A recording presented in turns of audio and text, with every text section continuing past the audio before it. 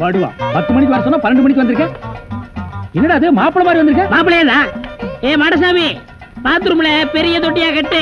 அடிக்கடி டென்ஷன் வந்தா அததான் குதிக்கணும். டேய், என்ன நீ என்னமோ முதலாளி மாதிரி பேசிட்டு இருக்கற? முதலாளியாதா? எப்படி? குயிப்பம். இது யாரு? வீட்டுக்காரர் பொண்ணு. நான் என்ன வேணும்?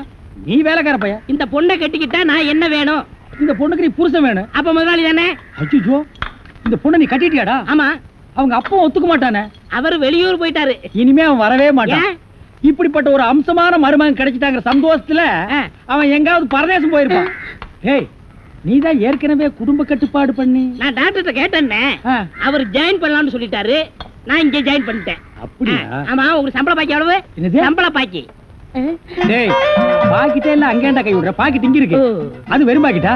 வீட்டுல வச்சுட்டு வந்துட்டேன். டேய், உயிரே போனாலும் சரி உன்கிட்ட நான் கை நீட்டி பணம் வாங்கிட்டு போவேனடா? வேண்டவே வேண்டாம். இந்த வீட்டை நீ கட்டினாலும் சரி, இடிச்சாலும் சரி, இதுல நீ தொட்டி கட்டினாலும் சரி, தொட்டில் கட்டினாலும் சரி, சிமெண்ட பூசினாலும் சரி, செம்மண்ண பூசினாலும் சரி, நான் வர்றேன். பார், இந்த பொண்ணுக்கு 2 பக்கம் கண்ணை ஒட்டி இருக்கு.